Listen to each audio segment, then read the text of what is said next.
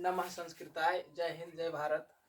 समास पढ़ाने से पहले आपको उपसर्ग पढ़ लेना आवश्यक है, इसलिए आज का जो क्लास है उपसर्ग पर चर्चा करेंगे। उपसर्ग 10th क्लास में करीब करीब 3-4 नंबर के प्रश्न ऑब्जेक्टिव में पूछे जाते हैं कि फलाने में किसमें ये शब्द में कौन से उपसर्ग है। जैसे आपके पास एक दे देगा उपहार, है ना, उपहार में कौन सा उपसर्ग है ना, तो उपहार में कौन सा उपसर्ग है, उप उपसर्ग है। तो इसी के ऊपर हम चर्चा करेंगे। तो संस्कृत में कुल मिलाकर के 22 उपसर्ग होते हैं। संस्कृत में कितने उपसर्ग होते हैं? कुल मिलाकर 22 उपसर्ग होते हैं। तो इन 22 उपसर्ग को हम याद कर लेंगे, है ना। कहीं संस्कृत में पूछ लेता है इसमें कौन सा उपसर्ग है और कुछ दूसरा कुछ लिख देता है। उपसर्ग जो नहीं है उसके अलावे और कुछ लिख देता है। जो 22 उपसर्ग हैं उसके अतिरिक्त कुछ और लिख देते हैं, तो आप कंफ्यूज कर जाते हैं, है ना। उसको टिक लगा देते हैं तो गलत हो जाता है। आप कहिएगा इतना बना करके आए तो गलत कैसे हो गया। तो जो उपसर्ग है 22, केवल और केवल उन्हीं को हम पढ़ लेते हैं। और संस्कृत में जितने भी ऑब्जेक्टिव उपसर्ग से संबंधित पूछे जाएंगे तो उन्हीं 22 उपसर्ग से पूछे जाएंगे, है। तो सबसे पहले उपसर्ग कहते किसको है? उपसर्ग कहते किसको है? तो जो किसी शब्द अथवा क्रिया के आगे जोड़कर, है ना। उपसर्ग किसको कहते हैं? जो किसी शब्द अथवा क्रिया के आगे जोड़कर उसका अर्थ बदल दे, है ना। और यदि अर्थ नहीं हो बदलेगा तो उसमें अलग ही चमत्कार हो जाएगा, है ना। लेकिन किसी भी शब्द के आगे जुड़ जाता है तो बहुत बड़ा चमत्कार होता है और उसका अर्थ बदल जाते हैं। इसी को कहते हैं उपसर्ग। उपसर्ग जैसे अब आप समझिए, किसी में आगे जोड़ना है, एक हार एक शब्द है ना, एक हार एक शब्द है ना, और इसके आगे यदि उप लगा दें तो क्या बन जाएगा? हार मतलब हार जाना। यदि उप लगा देंगे तो क्या बन जाएगा? उपहार। उपहार मतलब भेंट, भेंट। भेंट किसको कहते हैं? भेंट मतलब गिफ्ट, जिसको इंग्लिश में कहते हैं ना गिफ्ट, उपहार देना। कोई बुतरू फर्स्ट मार देता है, फर्स्ट आता है या फिर कुछ भी, तो उसके उपहार दिया जाता है उसके बदले में। तो ये उपहार, ये करामत है उपसर्ग में कि किसी भी शब्द के अर्थ में वह ऐसा परिवर्तन ला देगा। तो देखिए हार, यहाँ हारना कैसा शब्द था, एकदम हार जाना, बेचारा टूट गया। लेकिन जैसे ही उपहार उसको मिला, उपसर्ग जोड़ा कि वो खुश हो गया। तो ये चमत्कार है किसमें? उपसर्ग में। तो उपसर्ग की हम परिभाषा लिख लेते हैं फटाफट। पहले तो कि जो किसी शब्द या क्रिया के आगे जोड़कर उसके अर्थ में परिवर्तन ला देता है उसे उपसर्ग कहते हैं। उसे उपसर्ग कहते हैं, है ना। अब जैसे मैं उदाहरण ले लेते हैं, जैसे जय, है ना। इसमें क्या करना है? यदि जय है ना, जय मतलब जय जयकार, इसके आगे यदि हम परा उपसर्ग लगा देते हैं तो ये क्या बन जाएगा? पराजय। जय मतलब जीत जाना, जय का मतलब जीत जाना, लेकिन उसमें परा उपसर्ग जोड़ देते हैं तो बन जाता है पराजय। हार से बन गया जीत, सॉरी जीत से बन गया हार। एक छोटा सा शब्द यदि इसके आगे लग गया तो क्या बन जाएगा? हार में बदल गया। जहां जय मतलब जीतना हो रहा था, वही परास उपसर्ग लगने पर वह हार में बदल गया। तो यही इसका एक करामत है। जैसे अब आदमी, काला आदमी है, काला आदमी यदि पाउडर लगा ले तो वो गोरा हो जाता है। तो करामत है कि नहीं है? तो उपसर्ग आगे लगाया, आगे आगे आगे में क्या लगाता है? पाउडर, क्रीम लगा लिया तो हो जाएगा गोरा। तो पहचाने फलनवा है रे, ऐसे पहचान नहीं पाएगा। और तो उसी प्रकार से ये उपसर्ग है ना। ये उपसर्ग को पीछे नहीं लगाएंगे, इसने बाल में लगा लेंगे हरियर, तो पहचान अलग हो जाएगा। वो चेहरा तो वही रहेगा ना, बाल ऐसे पीछे में कौन देखने गया, कुछ नहीं। लेकिन यदि आपको चेहरा अलग कुछ दिखाना है तो आप चेहरा पर लगाइएगा कुछ, है ना। जैसे चोरी करने जाता है आदमी, ऐसे चोरी करने चल जाओ फलनमा के घर में, पकड़ा जाएगा कि फलनमा है ये, सीसीटीवी कैमरा में आ जाएगा। लेकिन वही यदि चोर आता है तो सबसे पहले मुंह को यदि रंग लेता है, या तो मुंह पर कुछ पट्टी बांध लेता, केवल आंख दिखता। तो इस प्रकार से उसका चेहरा मेन अर्थ बदलना हो तो क्या करना है, उसका उपसर्ग लगाएंगे, है ना। तो इसके जैसे जय है, अभी जीत रहा था, तुरंत अभी परा उपसर्ग लगाया तो हार गया। यही है उपसर्ग की करामत। जैसे और भी है ना, और भी इसमें है, देखिए यहाँ पर जैसे हार। हार का मतलब क्या होता है? हार मतलब वो पहनने वाला हार होता है, वो हार जाना, कुछ हारना, खेल में हारना या युद्ध में हारना, चाहे कुछ में भी हारना, चुनाव में हारना। तो हार का मतलब है वो हार पहनने वाला भी हार होता। लेकिन यदि इसमें हम परा उपसर्ग जोड़ देते हैं, परा उपसर्ग जोड़ देते हैं, क्या बन जाएगा ये? प्रहार। प्रहार का मतलब होता है मारना, किसी के ऊपर जोर से हमला करना, इसी को कहते हैं प्रहार। तो कितना अंतर आया। अब यहाँ जो गला में पहन रहा था हार, और वही उसमें परा उपसर्ग लगा दिया तो मारना हो गया उसका मतलब। तो ये करामत है उपसर्ग में, है ना। काला आदमी गोर बन जाएगा और गोरा आदमी करिया बन जाएगा। तो यही इसका उपसर्ग का करामत है। अब उपसर्ग होते कितने हैं? उपसर्ग 22 होते हैं, यहाँ लिखते हैं, है ना। संस्कृत में उपसर्ग कितने होते हैं, है ना, यहाँ लिख देते हैं। संस्कृत में उपसर्ग 22 होते हैं। कितने होते हैं? 22, है ना, 22 उपसर्ग होते हैं। तो ये 22 उपसर्ग को आपको याद कर लेना। अब 22 उपसर्ग है कौन कौन, इसको आपको याद करने हैं। याद करने का सबसे 22 गो उपसर्ग है, आप याद करेगा कैसे होगा? तो सबसे आसान तरीका है याद करने का। देखिए मैं 4-4 करके हम याद करेंगे तो आराम से याद हो जाएंगे। कैसे याद करेंगे? तो लिखेंगे पर, परा, परी, प्रति। ठीक, 4 याद कर लीजिए पहले। पा से सब है, पर, परा, परी, प्रति, साथ में बोलना है, पर, परा, परी, प्रति। ठीक, दूसरा लाइन है अभी, अधि, अपि, अति। 4 ये हो गया। प से 4, पर, परा, परी, प्रति। और आ से अभी, अधि, अपि, अति, अभी, अधि, अपि, अति। 8 हो गए, है ना। अगला बी, सम, आंग, नी। बी, सम, आ, नी। इसको आ भी बोलेंगे, आंग भी बोलेंगे, कोई दिक्कत नहीं है। बी, सम, आ, नी। फिर से पर, परा, परी, प्रति, अभी, अधि, अपि, अति, बी, सम, आ, नी, है ना। इस तरह से पढ़ने। फिर अगला दूर, दुस, निर, निस, है ना। दूर, दुस, निर, निस हो गया। दूर, दुस, निर, निस, दूर, दुस, निर, निस। ठीक, बी, सॉरी, सु, उत, अनु, अब है सु, उत, अनु, अब। सु, उत, अनु, अब हो गया। कितना हो? 4, 4, 8, 4, 12, 4, 16, 4, 20। 2 और, एक है उप, अप,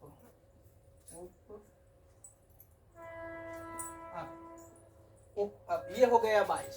इसको आराम से पढ़ लेना। पर, परा, परी, प्रति, अभी, अधि, अपि, अति, बी, सम, आ, नी, दूर, दुस, निर, निस, सु, उत, अनु, अब, उप, अप। ये 22 उपसर्ग हैं संस्कृत में। अब इससे हमको शब्द बनाने हैं बहुत सारे। इसके अब कोई शब्द लिखा हुआ है प्रहार, है ना। प्रहार में कौन सा उपसर्ग है? तो अब आपको याद रहेगा कि कौन सा उपसर्ग। ऐसे तो आगे में लगा हुआ प्र है कि ना है, तो ये परा उपसर्ग है। अब यहाँ भी हम अब याद है, पर, परा, परी, प्रति, अभी, अधि, अपि, अति, बी, सम, आ, नी, दूर, दुस, निर, निस, सु, उत, अनु, अब, उप, अब। इनमें से कोई भी हो, 22 में से ही कोई शब्द बनेंगे।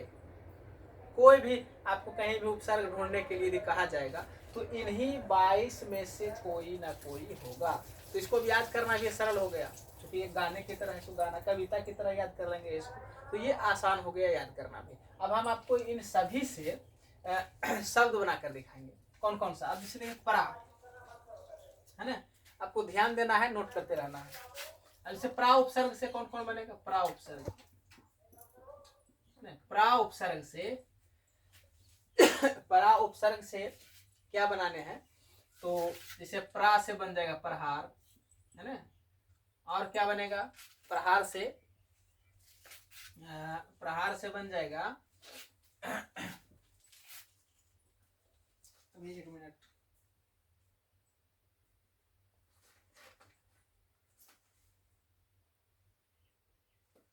हाँ, प्रा से बन जाएगा प्रचार, प्रचार बन सकता है, प्रसार बन सकता है। अब देखिए यहाँ पर सार मतलब होता है छोटा संक्षिप्त, लेकिन प्र से फैलाव हो जाएगा। सार मतलब छोटा, प्रसार मतलब बड़ा, है ना। फिर देखिए प्रकाश, या तो फिर और ले लेते हैं उदाहरण, प्रवेश या प्रकाश या प्रवाह, या तो फिर प्रभाव, बहुत सारे हैं। देखिए प्रभाव, प्रभाव या लिखिए कुछ भी लिखिए, है ना। तो यहाँ भाव, भाव का मतलब कुछ अलग होता है, लेकिन प्र उपसर्ग जोड़ने से उस पर क्या आ गया, प्रभाव। अब चलिए दूसरा ले लेते हैं, प्रा उपसर्ग से, प्रा उपसर्ग से प्रा उपसर्ग। अब देखिए इसमें प्रा से पराक्रम होगा, पराक्रम। क्रम मतलब होता है गिनना, क्रम से मतलब लाइन से, क्रम मतलब लाइन से होते हैं, लेकिन यदि प्रा उपसर्ग लगा देता है तो पराक्रम मतलब पराक्रमी मतलब होता है काफी तेज तरार, काफी मजबूत, उसी को कहते हैं पराक्रमी। काफी महान योद्धा जिसको कहते हैं उसी को कहते हैं पराक्रमी, है ना। पराभव, पराभव, पराभव, भव मतलब होना होता है संस्कृत में। पराभव, पराभव का मतलब भी पराजय ही होता है, ठीक। फिर देखिए पराजय, पराजय, जय मतलब जीतना, जय का मतलब जीतना होता, पराजय का मतलब हारना होता। तो इन उपसर्गों का कितना महत्व है, कितना इसका करामत है कि इसका सीधे इसका देखिए ना, क्रम मतलब होता था क्या होता है, लाइन से मतलब गिनना, क्रम संख्या मतलब काउंटिंग, और वही परा लग गया तो बन गया दूसरी चीज। तो ये करामत है उपसर्ग में। चलिए अब देखिए परि, परि उपसर्ग से क्या बनाना है, परि उपसर्ग से आप बना सकते हैं, परि उपसर्ग से, परि से आप बना सकते हैं परिक्रमा, है ना। क्या बना सकते हैं, परिक्रमा। अब देखिए परिभाषा, परिभाषा। अब भाषा का मतलब, भाषा का मतलब शब्द, और परिभाषा का मतलब किसी चीज के का विवरण। परिभाषा का मतलब है होता है किसी का विवरण देना, किसी का परिचय देना, है ना। भाषा का मतलब होता है कोई जिस भाषा में बात कर रहे हैं उसी को भाषा कहते हैं, बोलचाल जिससे दूसरे के पास व्यक्त करते हैं उसी को कहते हैं भाषा। और उसमें परि उपसर्ग जैसे ही लगा तो बन गया किसी के बारे में परिचय हो गया हो, है ना। परिमाप,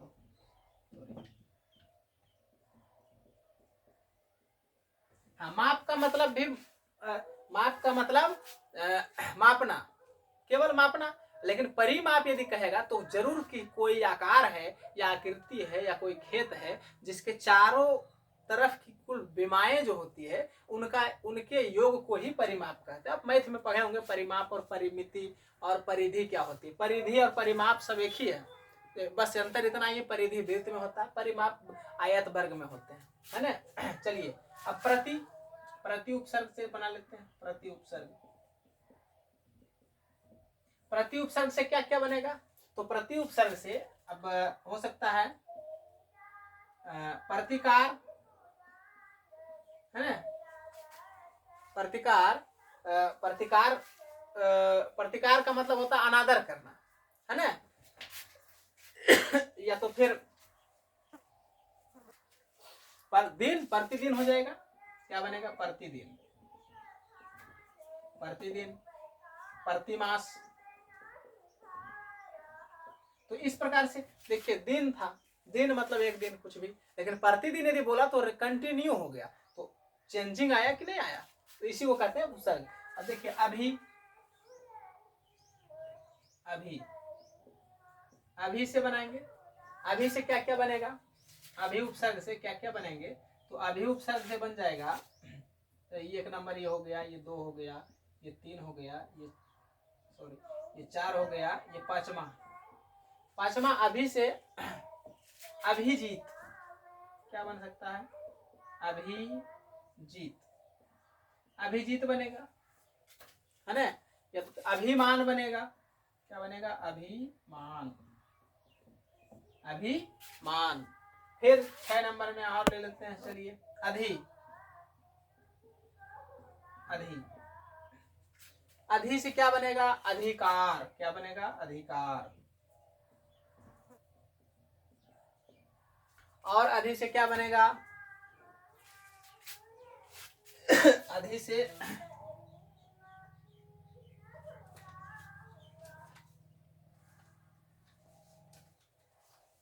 अधिमान, अधिमानम, या तो अधिष्ठान, या तो फिर अधिनियम बनेगा, अधिनियम। नियम और अधिनियम दोनों में अंतर है, थोड़ा बहुत अंतर है, ज्यादा, लेकिन चमत्कार हुआ कि नहीं हुआ? अधिनियम किसी राजा के द्वारा या तो फिर राष्ट्रपति के द्वारा अधिनियम बनाए जाते हैं। फिर 7 नंबर अपि,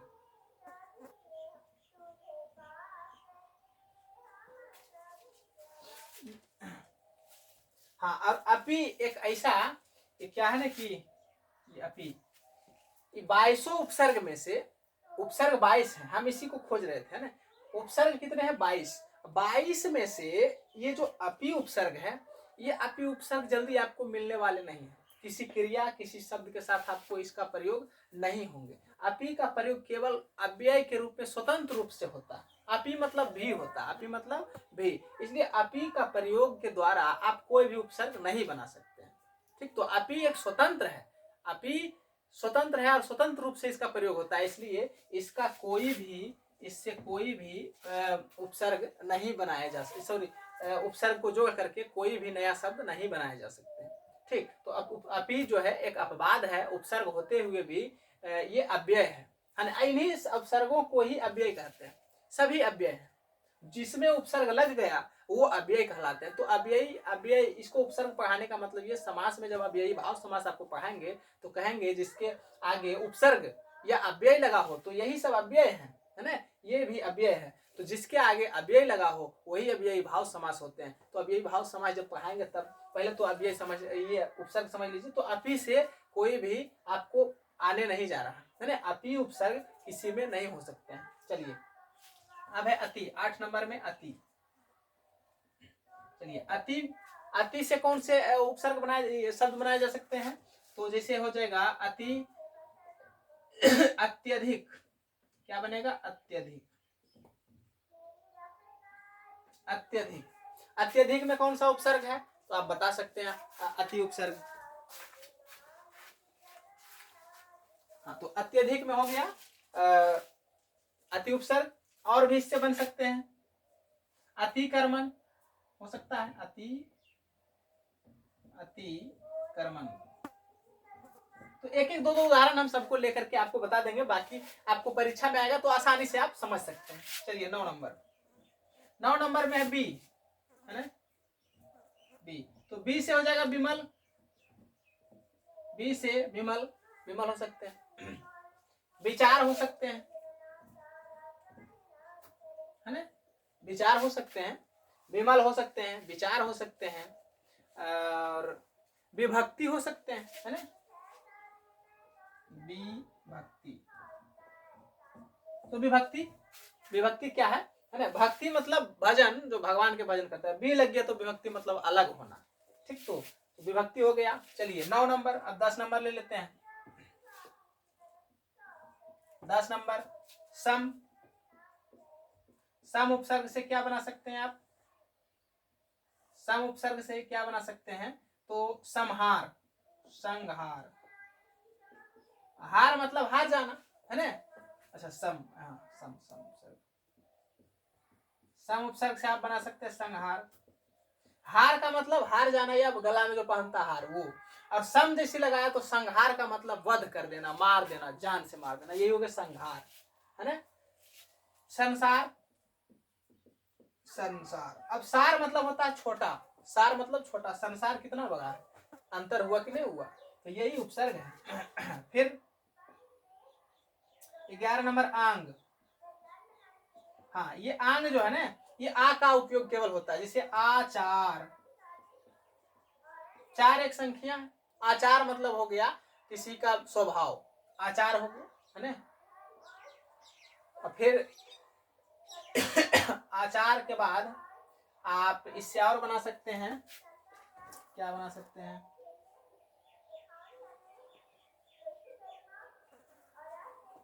हाँ, आहार, आहार, आकार, इस प्रकार से बहुत सारे आकार, बहुत सारे आप बना सकते हैं इसके द्वारा, आ के द्वारा। तो परीक्षा में कोई भी ऐसे यदि आता है कि आपको कह देगा कि विचार में विभक्ति में कौन सी उपसर्ग है, तो आप बना देंगे बी उपसर्ग है ना। फिर आंग हो गया नी, 12 नंबर में नी उपसर्ग है ना। तो नी उपसर्ग के द्वारा क्या क्या बना सकते हैं, हाँ, निदान, क्या बना सकते हैं, निदानम, निदानम, निदानम, निदान हो सकते हैं। फिर निवेश हो सकते हैं, निवेश, वेश का मतलब होता है वेशभूषा, है ना, और निवेश का मतलब खर्च करना होता है। ठीक, चलिए अब इधर लिख लेते हैं फटाफट, यहाँ पर 13 नंबर, 13 नंबर में क्या लिखना है, दूर। तो दूर से क्या बन सकता है, दुर्जन बन सकते हैं, दूर से दुर्जन, जन मतलब व्यक्ति होता है और दुर्जन का मतलब खराब आदमी, दुर्जन का मतलब खराब आदमी होते हैं।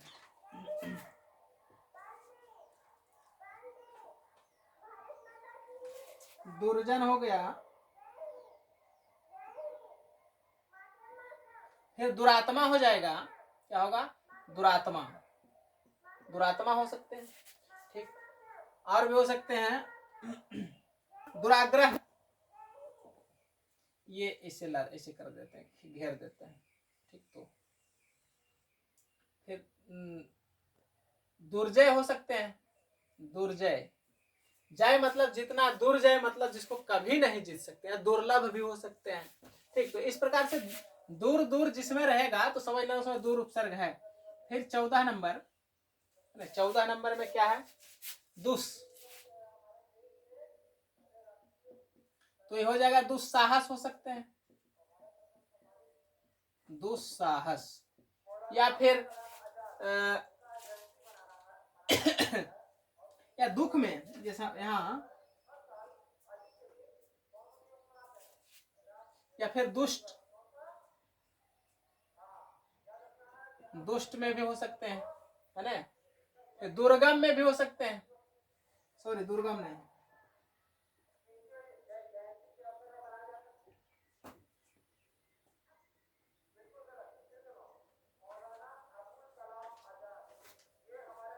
सॉरी यहाँ दुरात्मा नहीं होंगे, इसमें दुरात्मा नहीं हो सकता, दुराग्रह भले हो सकता है, दुराग्रह।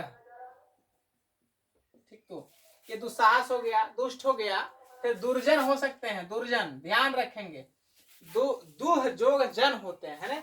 दुर्जन का जो ये संधि विच्छेद होंगे, दूर दुह जोग जन, दूर जोग जन नहीं होता, दूर जोग जन नहीं होते हैं, इसका होगा दुह जोग जन। जहां ये विसर्ग जो है ना, ये विसर्ग जो है इस सा में चेंज हो जाते हैं, है ना, इस सा के बदले में विसर्ग आया, जिसे दुख, है ना, दुख में जो विसर्ग है उस सा के बदले आता है। ठीक, तो ये हो जाएगा दुस्साहस हो सकते हैं, दुष्ट हो सकते हैं, दुर्जन हो सकते हैं, दुर्बल हो सकते हैं। ऐसा ना कि दुर्बल में दुर्बल है लिखा हुआ, यहाँ पर दुर्बल है लिखा हुआ तो इसमें आ जाएगा दुर उपसर्ग, नहीं, ये दुर्बल नहीं होता, दुर्बल का संधि विच्छेद क्या होता है, दुह जोग बल, दुह जोग बल, ऐसे दिखाते हैं, दुह जोग बल, दुर्बल। तो ये जो विसर्ग है ये सा के बदले आते हैं, इस सा के स्थान पर आते हैं, इसलिए ये क्या कहलाएंगे, दुर्बल जो आएगा, इसके दुर्बल में कौन सी समास है, दुष्ट। तो ऐसे ही प्रश्न आते हैं, आसान वाले प्रश्न आपको तो आएंगे ही आएंगे, लेकिन ऐसे भी यदि प्रश्न आएंगे कि दुर्बल में कौन सी समास है, तो आगे में सबसे पहला ऑप्शन दिया हुआ रहेगा दूर, तो दूर नहीं होंगे, दूर देखेगा ये दुर्बल में तो दूर है, ये है, नहीं नहीं नहीं, नहीं भूल नहीं करना है। तो इसका संधि विच्छेद जिसमें आपको समझ में ना आवे तो उसका संधि विच्छेद करके देखेंगे। तो दुर्बल का संधि विच्छेद दुह जोग बल होते हैं, तो यानी विसर्ग के बदले विसर्ग के बदले दुस आएंगे, दूर नहीं आएगा। समझ में आया? चलिए अब अगला, फिर दुष्कर्म भी होंगे, है ना। तो दुष्कर्म में तो पता चल ही रहा है, दुष्कर्म, इसमें दुस उपसर्ग ही होंगे। चलिए 15 नंबर, 15 नंबर में है आपका निर, निर है ना। अब निर निर का तो सबसे आसान आसान आएगा, निराग्रह, निराहार, फिर निर्बल, है ना, निर्बल नहीं, फिर निर्दोष आ सकते हैं, निर्दोष, है ना, निर्दोष हो जाएगा, निर्दय हो जाएगा, निर्दय हो जाएगा, इस प्रकार से। फिर 16 नंबर, 16 नंबर में सु, तो सु से बन जाएगा सुविचार, विचार मतलब भाव, विचार अपना मंतव्य, तो सुविचार मतलब अच्छा विचार, सुविचार मतलब अच्छा विचार। सु से बन सकता है सुशासन, सुशासन, शासन का मतलब होता है राज्य चलाना, है ना, शासन का मतलब राजा, राज्य चलाना, और सुशासन मतलब बढ़िया से राज्य चलाना, वही वह सुशासन। 17 नंबर, 17 नंबर है उत,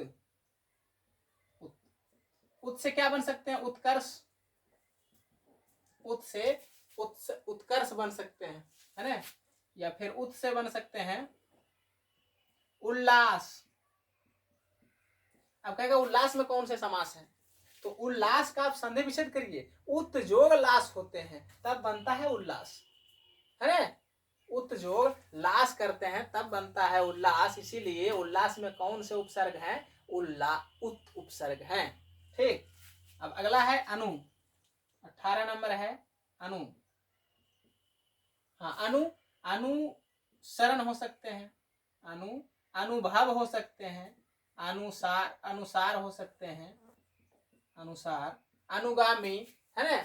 इस प्रकार से अनु का तो बहुत सारे हैं जो आसान आसान है। फिर 19 नंबर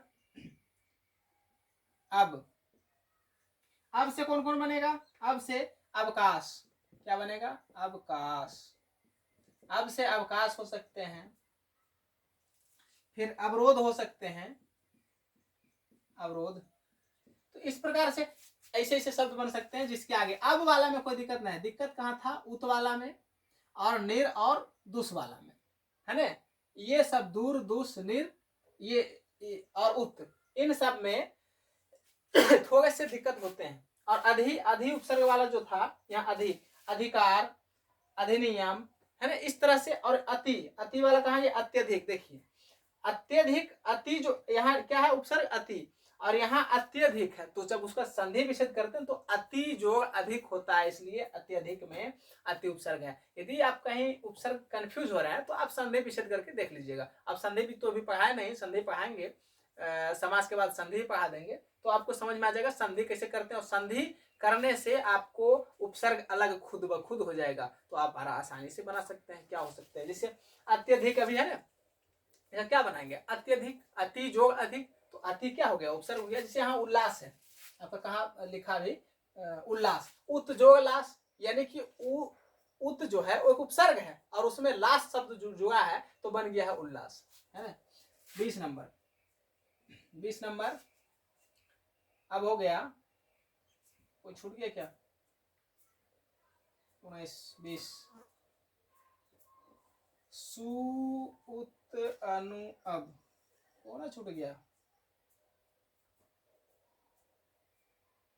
अच्छा, दूर, दुस, निर, निस छूट गया था ना, निस छूट गया था यहाँ, निस, तो निस को ले लेते हैं, हाँ निस, निस छूट गया था, तो निस, निस से क्या बन सकते हैं, हाँ निस जो है ये कहाँ गया, निर, जिसमें निर है उसी में निस है। ठीक, तो निर और निस दोनों सेम ही प्रयोग होते हैं, यहाँ लिख देते हैं, निर हो या चाहे निस हो, दोनों सेम ही प्रयोग होते हैं। निर का उपयोग जैसे होता है उसी प्रकार से निस का भी प्रयोग होता है। यदि निस का लिखना चाहे तो ऐसे लिख सकते हैं, निसंदेह, सॉरी, निस्सार, है ना, निस्सार। ठीक, तो निस का आ गया उपसर्ग। फिर आप लिख सकते हैं इसका निष्का, निश्चय, निश्चय, निश्चय आप लिख सकते हैं, निह जो चय होता है तो निश्चय हो जाएगा, निश्चय। अब देखिए निश्चय में कौन से उपसर्ग हैं, तो आप निर भी मार सकते हैं और निश भी मार सकते हैं, दोनों में से कोई भी आप लगा सकते हैं, निर और निश दोनों। ठीक, तो निह जो सार, जिसका विसर्ग, जिसका संधि विच्छेद में विसर्ग आएगा वो समझ लेना निर होगा या निश होगा, है ना। ऐसे कहेगा दुख में भी तो दुह जो खा, तो वो दुख में दूर दूर उपसर्ग होंगे, है ना। लेकिन निर और निश में निश्चय है, निस्सार है ना। चलिए 21 नंबर उप, तो उप से कौन कौन बनेंगे, उपहार बनेंगे, उपहार बनेंगे, है ना। फिर उपहार से और उप से बन सकते हैं, उपयोग बन सकते हैं, और भी बन सकते हैं, आप बना लेंगे। 22 नंबर अंतिम है अप, अप से बन सकता है अपमान, अप से अपमान बन सकते हैं, फिर अपराधी बन सकते हैं। ठीक, तो आप इतने हम सारे 22 उपसर्ग को एक एक दो दो उदाहरण देकर के मैंने आपको बताया। तो इतना में से यदि इतना आप कंप्लीट करते हैं तो बोर्ड परीक्षा मैट्रिक में आप 3 से 4 नंबर आसानी से बना सकते हैं, एकदम कन्फर्म है। इसलिए इसको आप याद कर लेंगे कि कितने उपसर्ग होते हैं, 22 उपसर्ग होते हैं। यदि ये याद रहेगा ने तो आप आसानी से बना सकते हैं इसको। यदि याद नहीं रहेगा तो पता नहीं इसका मतलब क्या होता है, इसका मतलब क्या होता है, नहीं। अब उपसर्ग का मतलब फिर इसका सारांश एक बार देख लेते हैं। उपसर्ग किसको कहते हैं, जो किसी शब्द के आगे जोड़कर, पीछे नहीं, आगे आगे, जैसे यहाँ पराक्रम, क्रम के आगे जुड़ गया परा, तो क्या बन गया है, पराक्रम। तो उसका आगे जोड़ना है हमेशा, पीछे नहीं जोड़ना है। यदि आगे जोड़ करके उसके अर्थ में परिवर्तन लाता है, उसी को उपसर्ग कहते हैं। और ये आपका 22 उपसर्ग है, फिर से पढ़ लेते हैं। पर, परा, परि, प्रति, अभि, अधि, अपि, अति, बी, सम, आनि, दूर, दुस, निर, निश, सु, उत, अनु, अब, उप, अप। ये आपका 22 उपसर्ग है। आप 2 4 5 बार इसको आप पढ़ेंगे, कविते की तरह आपको याद हो जाएगा। यदि एक बार याद हो गया तो सारे के सारे उपसर्ग को आप ढूंढ निकालेंगे। तो आज के लिए बस इतना ही। नमः संस्कृताय, जय हिंद, जय भारत, स्वस्थ रहिए, पढ़ते रहिए।